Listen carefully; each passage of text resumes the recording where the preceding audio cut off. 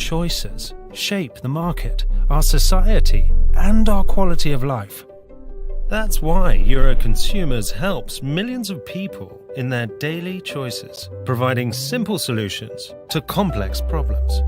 Euroconsumers is a cluster of organizations, a network of people, a group established to protect consumer rights and well-being that brings consumers and companies together in transparent relationships of trust that respect their independence. Our deep understanding of products and consumption gives consumers a credible, expert voice worldwide.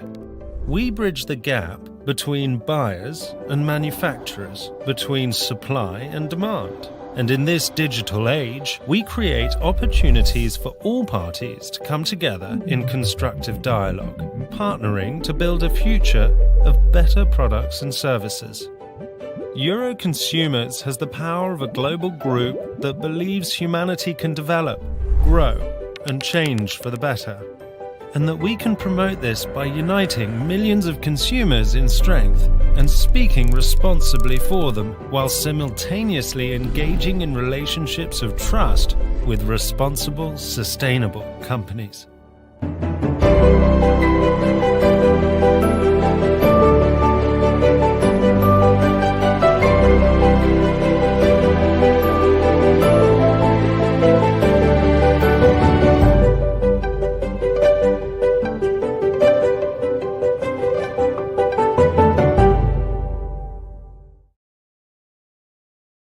Hello, welcome to Start Talking. Hello to everyone who's watching live and to anyone who's watching or listening to the recording. I'm Liz Cole and I'm going to be your host for today, where the topic is Europe at the Crossroads. Is Letta's way the right way?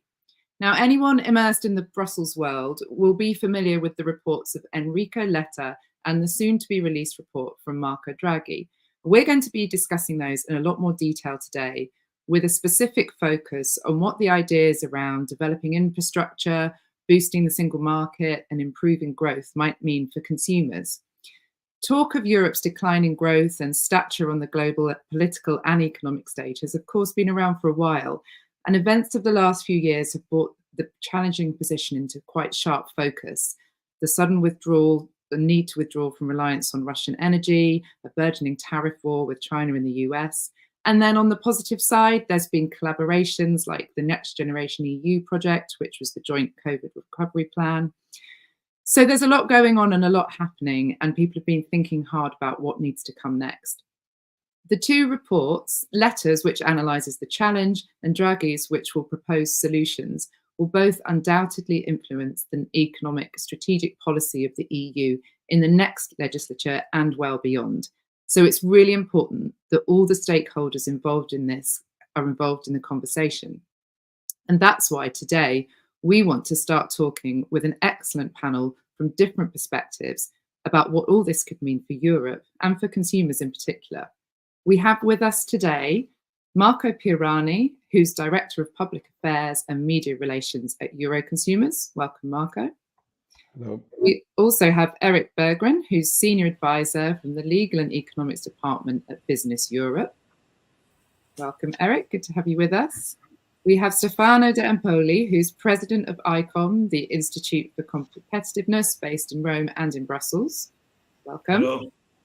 And we have Darren Ennis, who's Group Head of the EU Affairs and Director of Vodafone Belgium. And last but not least, we have Kim Watts, who's Senior Policy Manager at the American Chamber of Commerce to the EU, otherwise known as AmCham EU. So welcome, everybody. We're looking forward very much to this discussion.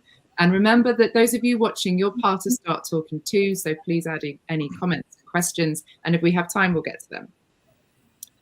Okay, we're going to start by setting a bit of context. So to give some idea of the problems and challenges that Letta describes, and that Draghi will eventually suggest solutions for. So I've given this job to Eric. There's been a lot of talk about Europe lagging behind. Can you share and give us some facts and figures on what that looks like? Well, Europe is indeed lagging behind. And it's not only with respect to, let's say, GDP growth. It's about investment. It's about productivity. So there's a real issue. For example, if you ask me for some figures, EU growth was just 0.5%, whilst the US was 3.1%, and China's GDP growth was 5.2%. Well, this is unfortunately not a one-off. It's really reflecting an ongoing trend. So there's definitely an issue with, let's say, our productivity with respect to our main competitors. And also, let's say, I can give you a recent figure. We've done a study with regards to the energy prices that European companies are facing. And the study basically shows that if nothing is being done, in 2050, we'll have energy costs that are 50% higher than our competitors. So the energy issue is really at the center of this competitiveness problem as well. Then, of course, there is also the problem with bureaucracy. It may not be a new thing, but just to give you also some figures, between 2017 and 2022, we had 850 new regulations imposing regulatory requirements, having more than 5,000 pages of law to comply with. So definitely the administrative burden is also an issue that is very real for the EU economy. Let me move on to something more positive. We in the EU, of course, have a very big asset, which is our single market. It's our biggest asset, and we should really build on that. It's not finished yet. There's still barriers. For example, 60% of the barriers related to services are still unresolved. So there's work to do there. And it's also good that Mr. Letta pointed that out in his report. So let's really focus on the single market. And it also brings me to how much we believe in competition within the single market. I mean, it makes our companies efficient. We're facing this huge market where companies are competing on the merit. It's something we really should treasure. And that, of course, also doesn't mean that we're not facing competition from outside the single market, where we cannot always compete on the merit, where we're facing companies that are being subsidized unfairly, that is hindering the competition as such. So again, something that we should also bear in mind, protectionism. These are all real concerns that our companies are also facing and hindering our, let's say, competing on the merit. Thanks. Okay. And so if you're in practice, for the businesses you represent today, on a day-to-day basis, how do these challenges sort of impact decision-making or trading? Well, but obviously there is the administrative burden, as I mentioned. I mean, still even in the single market, we have sometimes to comply with different regimes at national level. These are burdens that should be resolved, and it should be possible to do that. But also competing outside, as I said, we're facing problems with respect to protectionism. Companies that are being subsidized, that are not really, being a fair competitor as such. So these are real problems.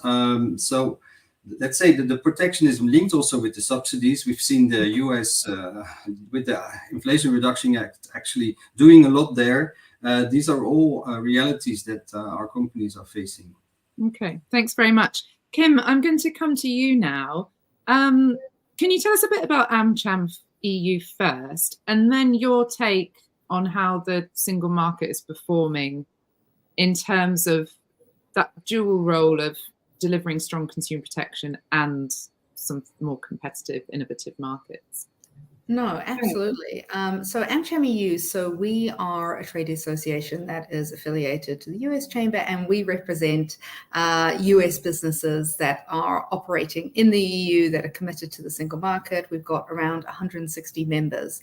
And I mean, in terms of, so my role is senior policy manager here. So looking at all across all the range of areas and policy areas that are of interest to US businesses who are committed to Europe. And, just to pick up on some of the challenges that were mentioned before by Eric, just like in last year, the single market is so critical.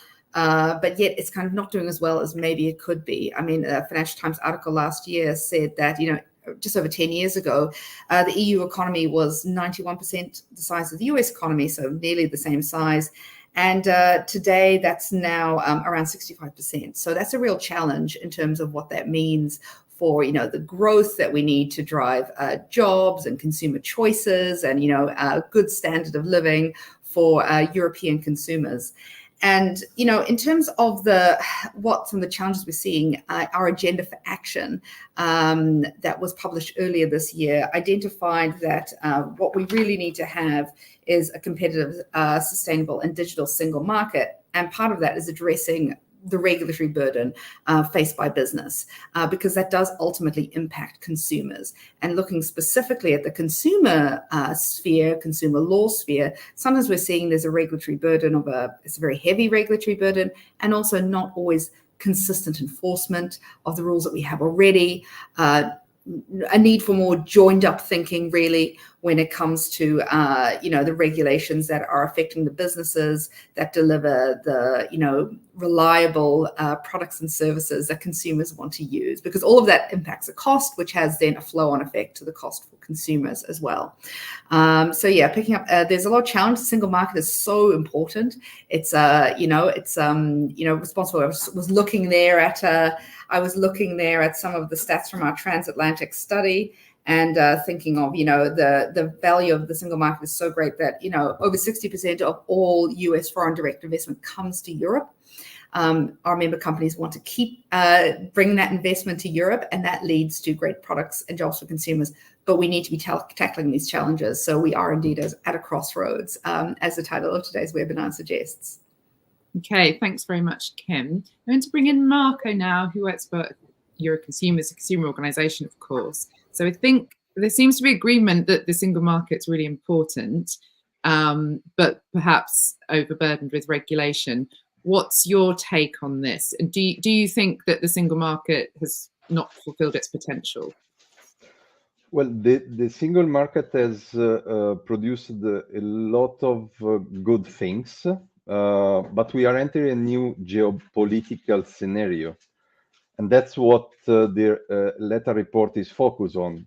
So the growing geopolitical and technological tension, especially between US and China, and the evident delays that we suffer also in innovation in Europe are two things that are rendering the future a bit more gray for European companies, and for what it concerns me, of course, consumers and citizens.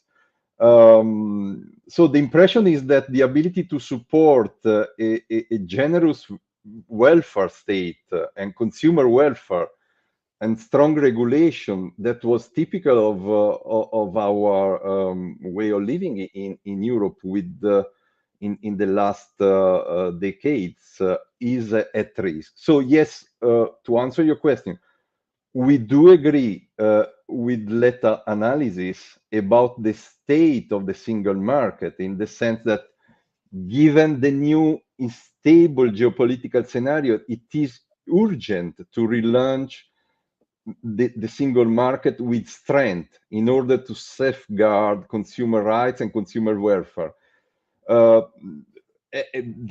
Let's not forget that consumer welfare has reached in Europe the highest standard, and we want to protect this.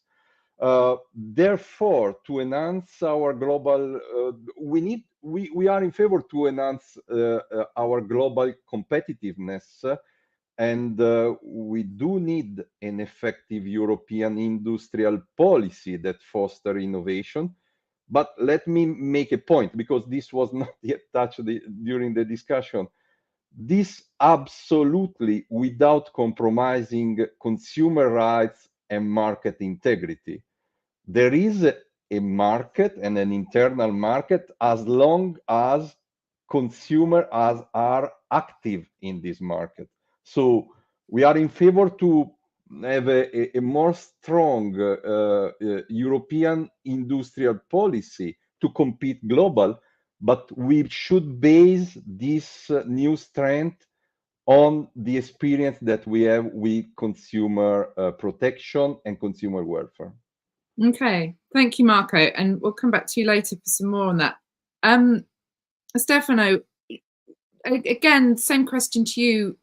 your thoughts on the analysis that Letta has made, and does anything worry you about the direction it seems to be heading in? I agree with many points raised even before on Letta's report. I have probably a single large and significant worry. The fact that, but it's not actually it's not a detail for our discussion. And given, I mean, the who is the organizer? I mean, the fact that consumers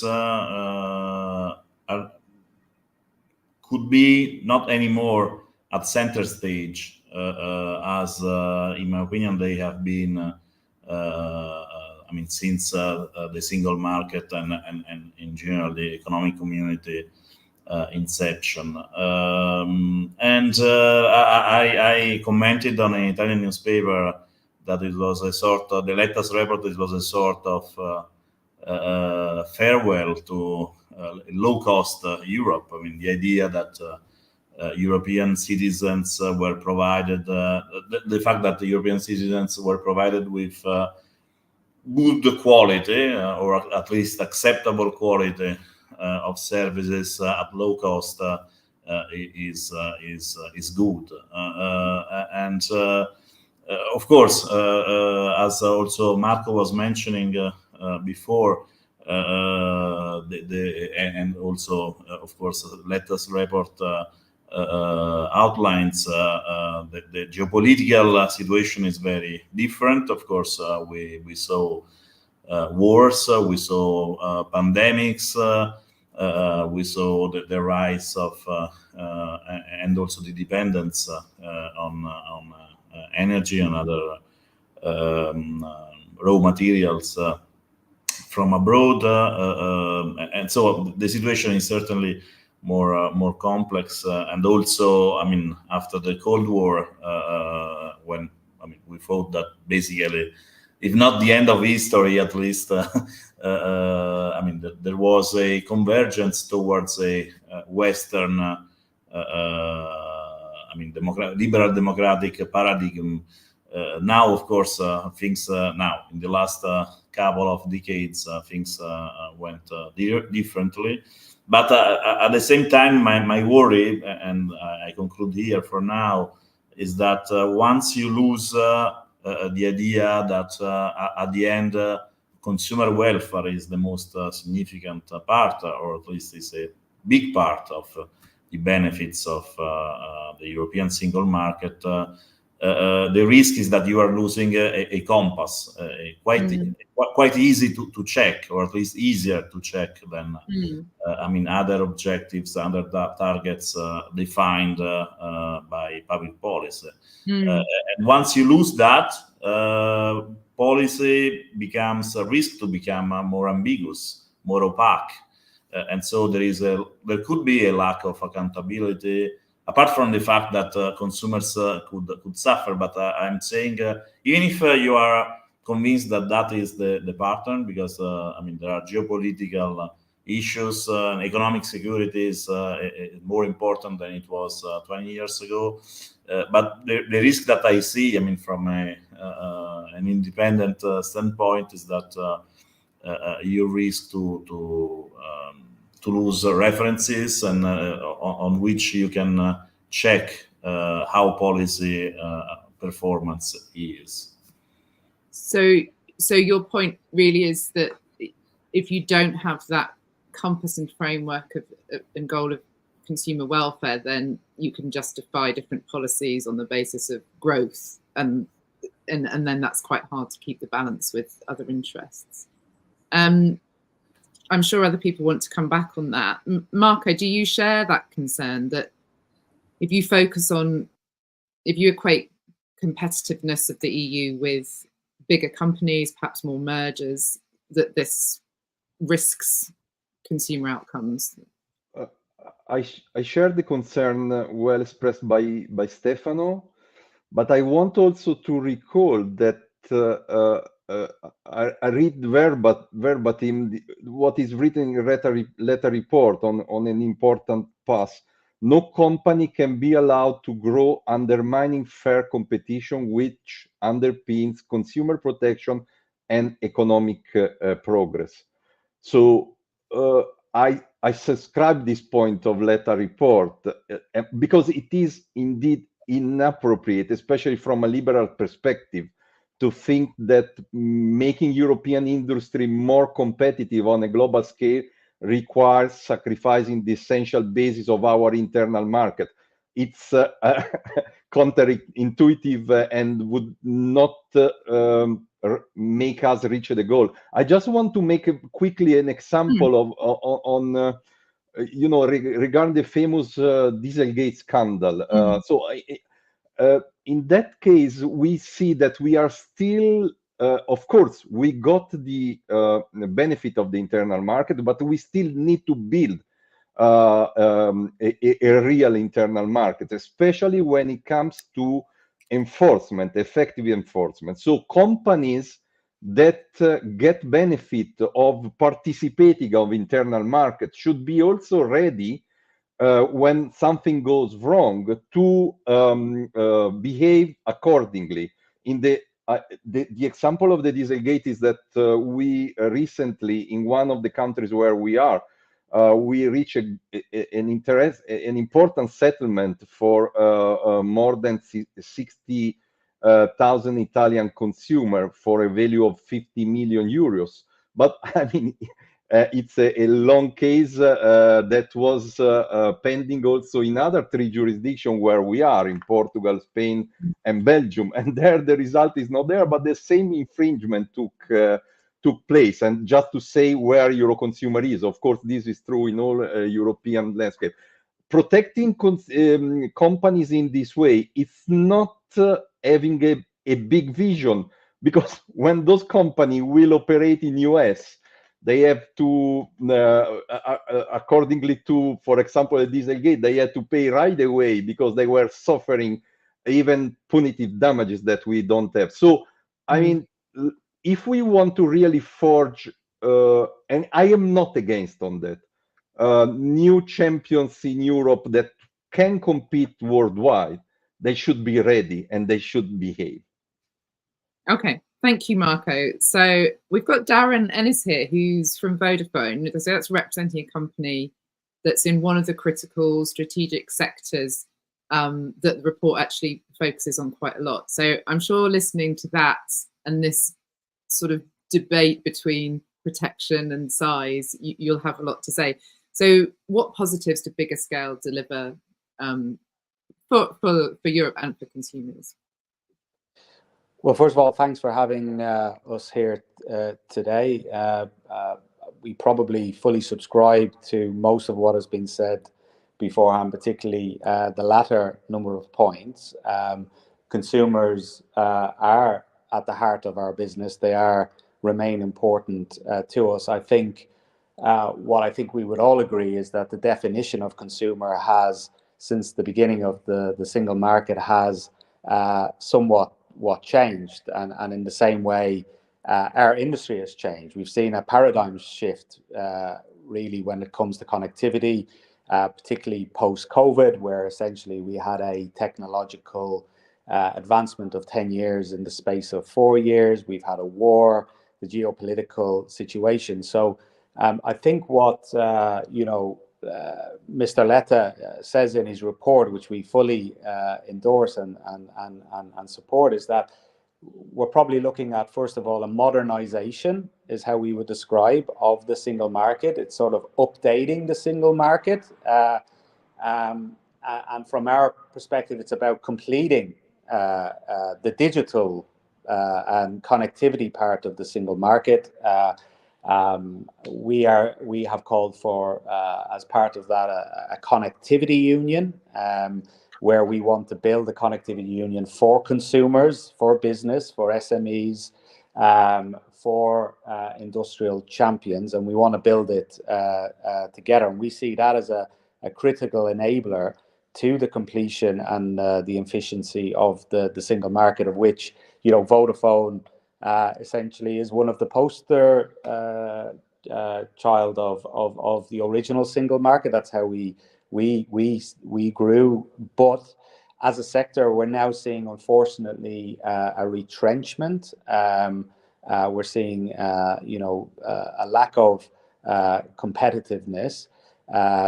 A central theme of the Letta report is an acknowledgement of the geographic fragmentation that has unfortunately occurred over the last decade, which for us is inhibiting us and other operators to be able to scale up. And if we compare, for example, to other regions in the world, in the EU, we have around, in the US, we have around 100 network operators. In Europe, we have around 100 main network operators. In the US, we only have 3, and we have only got 3 in China. And that current fragmentation and lack of viable scale, both in market and across Europe, results in subscale investments, delayed deployments, which ultimately do impact consumers and puts the sector in danger of increased foreign short-termist ownership, who may not also have the consumer at their heart. And then my final point, again, if I look to other regions, for us, sometimes it feels like while Europe is navel gazing and working out the problem, the China and the US and other parts of the world are really investing heavily in digital infrastructure, in particular transformational 5G, transformational not just for industry, but just for consumers who will ultimately benefit from those services. If we see in the US now, it's around 70 to 80%, the same in China. But in the US, we've seen that move from 45% coverage to 80% in a year, while in Europe, we're touching on around 14% of coverage. So I think we would all agree that, with Mr. Letta, in that, now is the time that we need to act, and we need to complete the single market. And one of the critical enablers, we believe, is a completion of a single market for telecoms, or as we call it, a connectivity union. Okay. So the point you're making there is we can directly compare with 2 big global regions with less operators who are getting the investment and who are getting the results, and Europe, which is more fragmented and which faces different challenges. It's not getting results quickly enough as needed. If I could just pick up on that point. I mean, we have identified there are 50 barriers which have essentially evolved. If you look at the European Roundtable of Industrialists, the ERT report as well, which explains that, and we believe that we need to really hone in and reduce those barriers on the one hand, and then on the other, and at the same time, we need to modernize the regulatory framework and the rule book. They both come hand in hand. Okay. Just getting rid of the barriers is not just a one-stop shop solution. We need both. Okay. Did you say 50 or 15? 50. 50. Okay, that's a lot to work through. Marco, do you want to come back on any of that from a consumer perspective? Well, I fully agree on the point on completing the market. I just stress, as I say before, that to have a proper market, you need to have effective and free consumer demand and possibility of choice in a real competing market. So again, and in this scenario, on this framework, we are fully in favor of building a proper industrial policy in Europe. I want to make another example, because at the end we need to speak about concrete case. Before I spoke with Dieselgate. Now here I want to make an example of the car industry. It's about the industrial policy. It is important. I want to make the example of the car industry here. because a clear join-up EU industrial policy in this sector would guarantee important and consistent decision about its future direction that consumer could understand, as opposed to the scenario that we have today, being just asked as a consumer to pay more to shore it up, without having a clear perspective of where the car industry in Europe want to go. So, I mean, if we are speaking about putting up tariffs, this has a negative effect on China. Of course, on China, we are speaking about Chinese electric car. These have a negative effect in the middle term on consumer interest. And if it is not connected with a strong industrial policy, European industrial policy in car sector, this is not understandable to the end consumers, because we are asked to just help the industry without a plan on industrial sector in car. So that's again another thing. Consumer want to be active on the future of our market, and in that case they would understand more. I would say not only consumer, also consumer representative would like to understand. Okay, and we might come back to that. And I want to bring Kim back in here, because again, throughout the report, there's lots of themes, and one of them is around innovation and competitiveness. So how do those two things link together? And in your view, could you give some examples of whether you think innovation is harder to achieve here? No, absolutely. And really great discussion so far. I think I'm hitting on some of the challenges that we're all feeling, no matter which perspective that we're coming from. I mean, so innovation and competitiveness are something that do go hand in hand together. But, Europe has, I think, for a long time been a place where, there's been a lot of investment at the European level in innovation at a base level, at a scientific innovation level. But then you need to, in order to bring the benefits of innovation to consumers and to grow your economy, you need to bring that to the market. And how do you do that? And that's going to be through the private sector and through the translation of innovation into products and services. And that is supported by industrial policy. So the challenge that Europe is seeing, of course, is that both China and the United States have taken strong actions to deliver industrial policy. China has been doing this for over 20 years in the electric vehicle space, and that's why you see them dominating the supply chains now in that sector, just picking up on Marco's example that he gave there. And obviously the United States has taken its own strong policy actions recently. So, and then where Europe is struggling is that we don't see the similar kind of supportive policies, a lot of regulatory action, but not towards delivering the competitiveness. And this is translating into a challenge. Like our members, we see are committed to Europe and have been for a long time, but the environment is just not attractive. It's not supportive in that way. So what is missing is that industrial policy. Our agenda for action highlights this, and a need to have some of this joined up thinking. So this is the thing. It's very good at Europe has been excellent, I think, at just that example in the academic space, at the base level of innovation, has put a lot of money into that, has excelled at that, but you need to deliver that to those benefits. Of why this matters to consumers is because the choice of products and services that consumers have, the growth in living standards, the affordability, this is where we need to see that. So that is through a coherent industrial policy.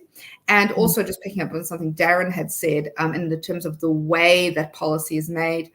This is something that we've identified here. Our members at AmCham EU have identified, and we recently published a competitiveness scorecard, because we think that competitiveness, just like sustainability, needs to be at the heart of, top of our mind, we're evaluating new proposals. And two of our metrics relate directly to consumers. One of them is, how would, for any measure, any policy action, is this going to improve consumer purchasing power? Another one is this going to impact costs and burdens on businesses and consumers, because they go hand in hand together. And those are just some of we have to think about the way we're making policy, what our focus is, and what success would look like. That's really, really important. So focusing, but that's why the industrial policy really matters. And then some of that can include as well also addressing, like I've said before, some consistency and coherency with the regulations we have already. So one example I can think of is in relative to the consumer space and the digital space, in dark patterns. And so in terms of who should regulate some consumer areas in the digital space, sometimes it's not always clear. And so that's hard for business. If business has to spend a lot of time spending money on lawyers on compliance to understand, what the goalposts are, then that takes away money that can be used to reduce what adds to the cost of a product or service. And also it just adds that macro level of Europe being less attractive to business. So it's not the case that you throw the baby out with the bathwater. All of our members are committed to the single market, strong, high standards for consumers. Absolutely. Sometimes that's just about making it clear. And then you solve a lot of the problem, and putting competitors right at the heart of the way we think about why and how we're making policy. Thank you. And I think in that dark patterns example that we discussed it a bit before, I think your point was that it could fall under privacy regulations and authorities, consumer protection, or competition, and be national EU. And so it's something about the process of enforcement. And exactly. And sometimes, and in other areas, I'm thinking of packaging legislation. Sometimes you're having member states moving ahead of the EU or regulating at a different speed. And if you're a company that wants to operate across the market in every one of the 27 EU member states, if now you're having to look at different rules for, in terms of packaging for different member states, that's challenging. That makes it less attractive to, be able to provide good quality products and services across the EU. So this is, it's a number of areas that we see all across our sectors, that commitment to the single market, coherency across the single market benefits consumers, and is what has made the single market so attractive for business in the first place. Okay, thanks, Kim. I'm going to jump now to some of the points that the Letta report made on infrastructure. And again, I want the panelists to sort of make why this is so important to some of the challenges we have. I'm going to come to Darren first, because I believe you have to leave a little bit early. So this is your chance. One of the infrastructure we've got, there was energy, which Eric already alluded to before, that we don't have time to go into today, that we have expensive energy here, which impacts productivity. Finance, and then electronic communications, which, telcos and connectivity. Darren, just picking up on electronic communications and connectivity, can you tell us a bit more about the connectivity union that you talked about earlier? Yeah, happy to do so.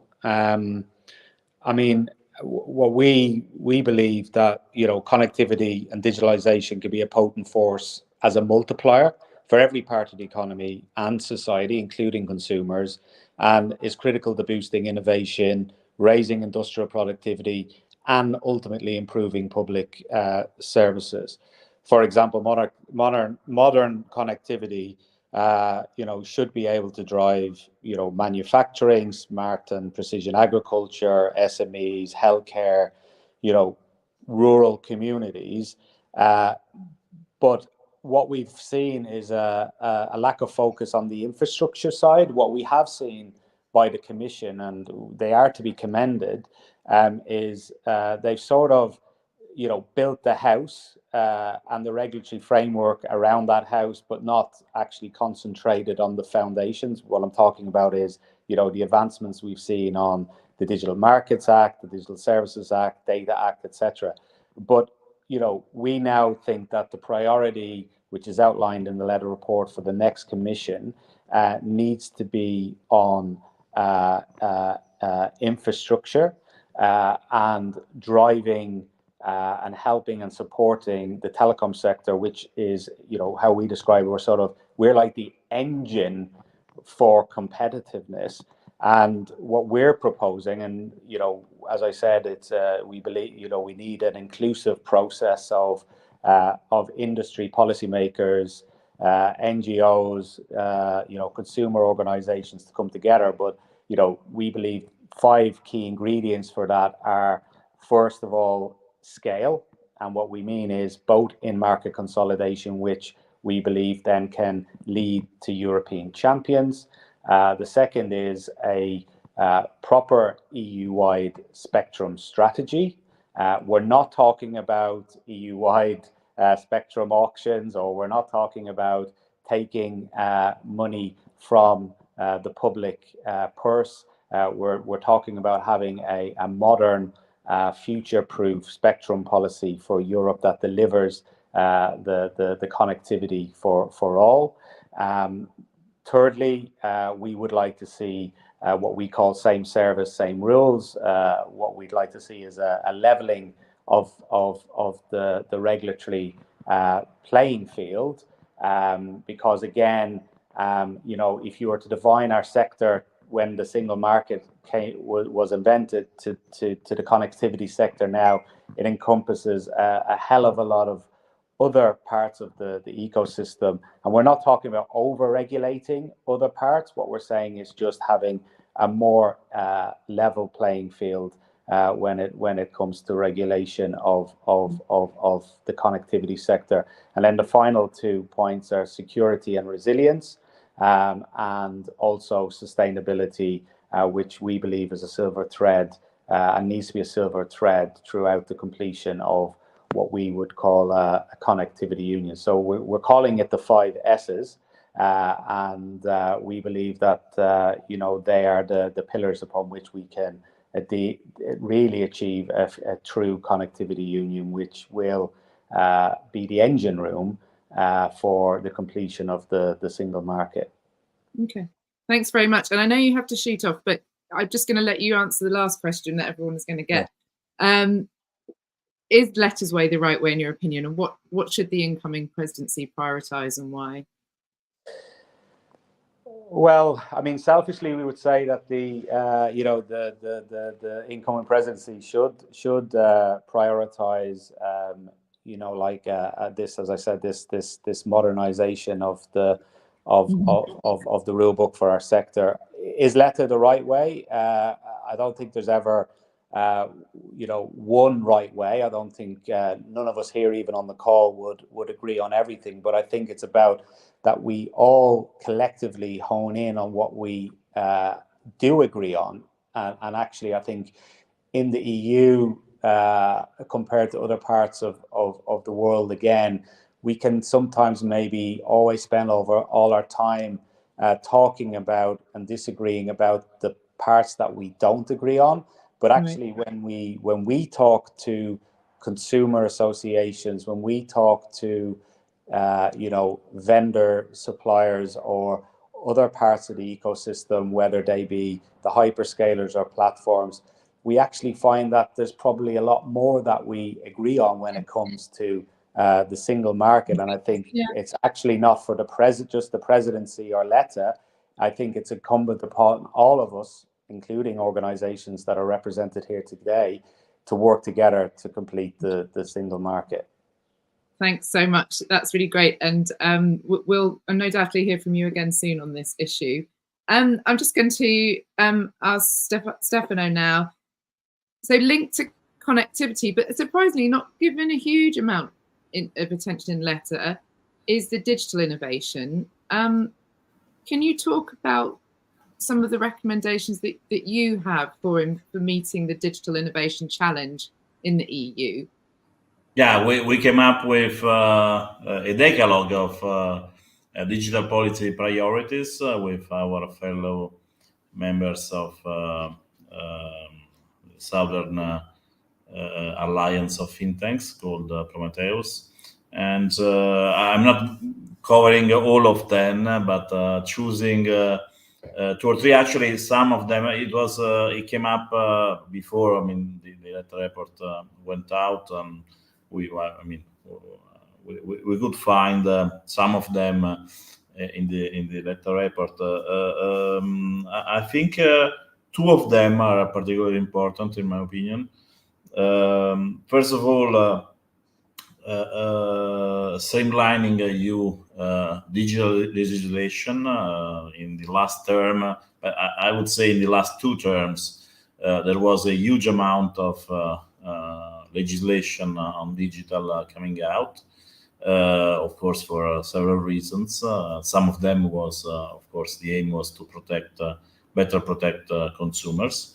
But sometimes this legislation, there are different pieces of legislation that are not speaking to each other. I mean, not always consistent. And so probably it should be important to work in the next term on this, trying to reconciling the text. I mean, make them more consistent, and probably the provision of consolidated text could be a good move, at least in certain areas. And I think it could be good for everyone. I mean, depending on those legislation, of course, decision makers, but also the people that are subject to that kind of regulation. And secondly, I think it's very important. We talked a lot about scaling up today, and I think it will be very important.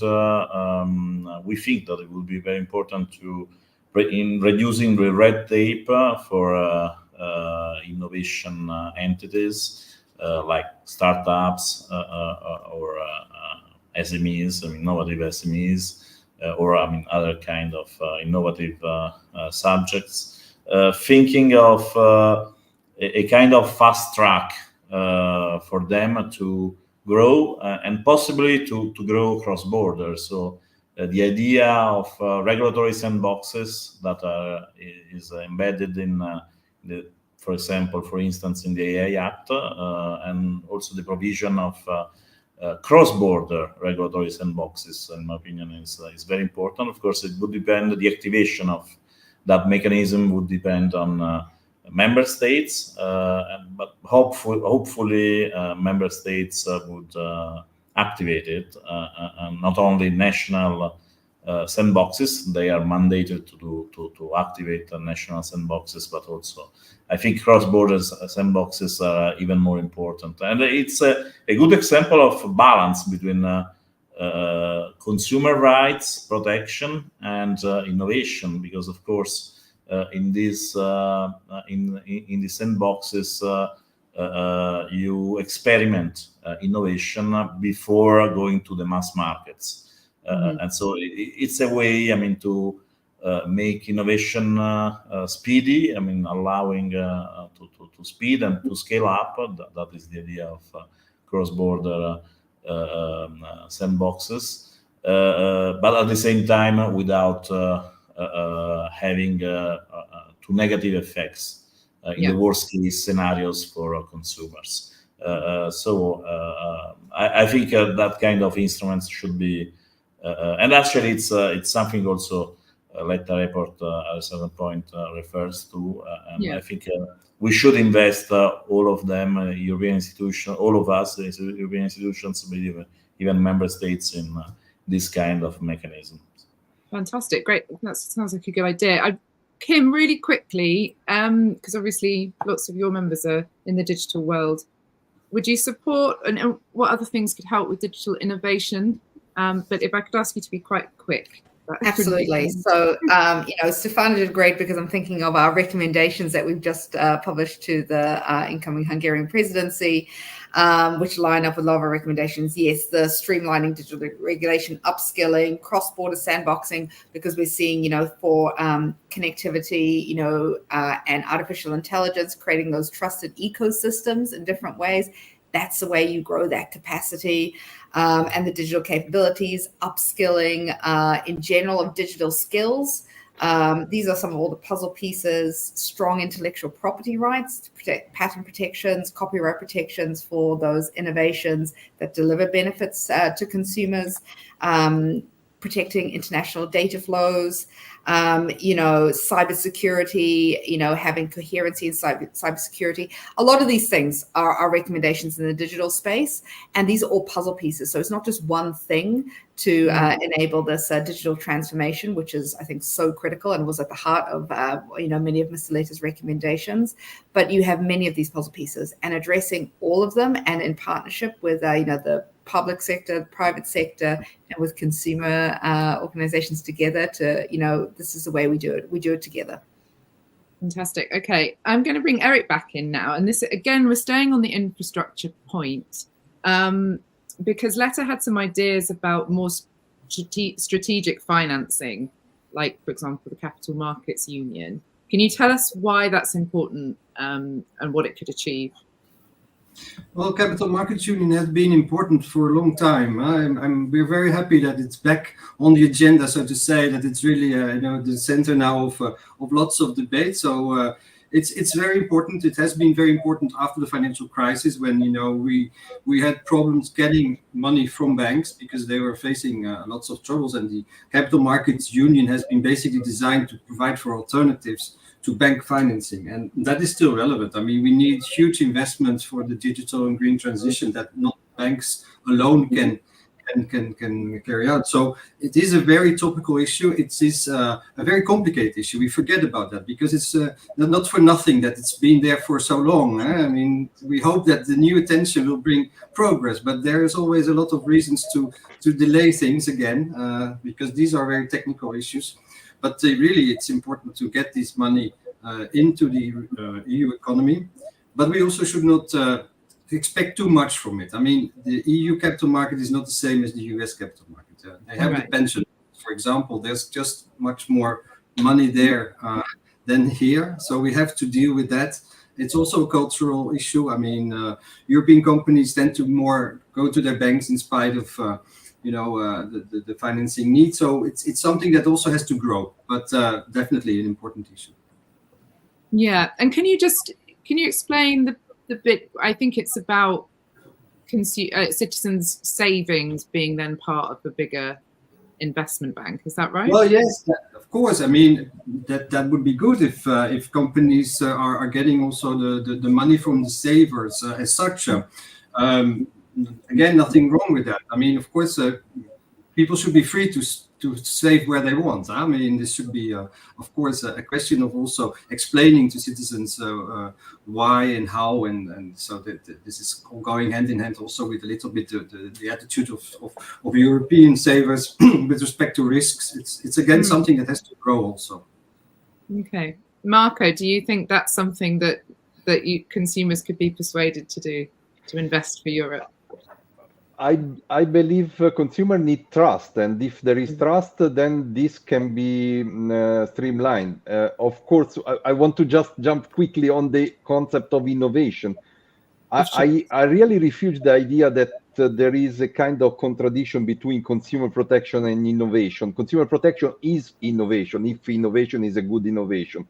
A good innovation should deliver benefit to the largest new number of citizens and consumers. That's the good innovation. So we do embrace innovation in any step we make in our activity as consumer organization. I don't think there are two things apart. I mean, we want to promote innovation as much as possible. And when Stefano was speaking about sandboxes, we are very favorable to use this sort of technical, legal measure to experience innovation. Yeah, it's often used as a polar opposite, isn't it? It's like you can have innovation is on one side, protection the other, but actually it can bring it together and it can deliver something within. On the other hand, if I may, I still 1 second more, Liz, and then I shut up.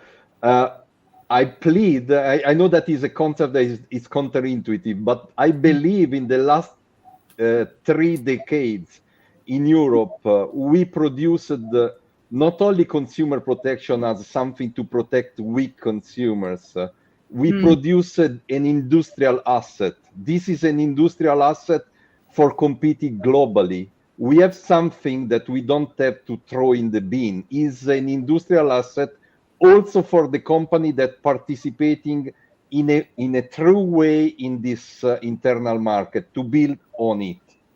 Okay.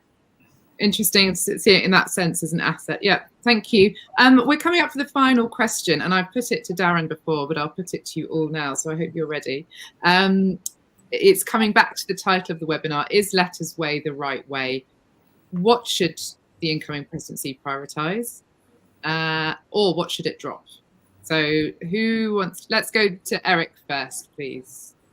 Well, as mentioned, I think I heard a lot of things that I completely agree with. I mean, we are great believers in competition, and competition will make better products that benefits consumers, and innovation indeed is very much linked to that. So we should really help companies to better compete, and industrial policy is not in contradiction to that. So, I mean, let's indeed address the fragmentation that's still there, to level the playing field, to take up the recommendations of Mr. Letta regarding the single market, strengthening it, the governance, enforcement, that was also mentioned. It's very important. So all these aspects, in our view, are really, really very important to make the best of our single market. Okay, thanks, Eric. Stefano? But I mean, having expressed some worries before, now I take the bright side. Okay. Just a couple of, I liked, 2 or 3 quite visionary ideas. I'm not sure that they are very easy or very, quick to implement, but kind of interesting. The idea of a commercial code, business code, common, for all the European companies. So it's a kind of 28 code, but it can be could be applied to everyone, to every company, and also I like the idea of a fifth freedom, especially for innovation or research. So this is, but there are many other points, but of course we already spoke about them, and I think most of us would agree. Okay, thank you. And I'd also say to anyone, if you can't get through the whole report, then the introduction is excellent in terms of unpacking lots of these ideas. So if you can find time to read 16 pages over the summer, then I recommend it. Kim, what do you think? Is Letta's Way the right way? Well, what we noticed when we were analysing the Letta report here at AmCham is we saw a lot of similarities with our agenda for action. So I'd say, in terms of that focus on the attractiveness of Europe, when I know this, we're talking about the incoming presidency, the incoming commission, Mr. Draghi, Mr. Letta would say, one, what we need is a competitive, sustainable and digital single market that delivers for business and consumers.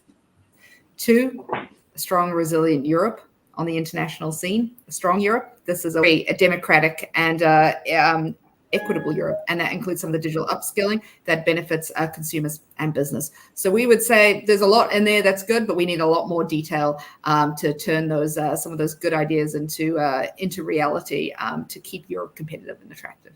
Sure, and I think the devil will be in the detail, won't it, over the next year or so. Mark, I'm going to leave you with the final point, final chance to say it. Do you think Letta's way is the right way? I think Letta has highlighted very many important points. Then we need to build in an effective way in the next five years at European level. There is great expectation from consumers and from citizens, because consumers are also voters, and they express a lot of expectation on what we can build at European level. They want more Europe. They want a concrete Europe that delivers. And from my angle, representing consumer interest, I believe we are ready to build with the other stakeholder of the market and with institutions. We believe that industrial policy is something important for Europe in the next years in order to compete globally. But as I say before, we need not only to defend consumer protection that we have produced up till now, but to consider that as an industrial asset to build the next industrial policy of Europe and worldwide. Thank you very much. And I'm going to say thank you now to Marco, Darren, Kim, Eric, and Stefano. Thanks everybody watching live or watching back. And every month we pick a hot topic that impacts on consumers. We cover it in detail. You can watch them all back at the euroconsumers.org webinars. And we're taking a break for the summer, but we will be back in September with a Start Talking all about sustainability as a service. So we'll look forward to seeing you there. You can also follow Euroconsumers on @Euroconsumers on Twitter, X and LinkedIn to keep up with all the latest consumer news. So thanks everybody again. It's been great to have you. We covered a lot, but you know, there's a lot more within those reports that and there'll be details to be unpacking over the next month and years. So thanks everyone for your input. It's been great to have you here this afternoon, and goodbye. Thank you. Thanks. Thank you. Bye-bye. Bye. Power to the people. Someone used to sing. And while singing is not our expertise, empowering people, empowering you is what we do. And in tune. How? We test, analyze and compare products and services to ensure that they meet what you are looking for and comply with the law.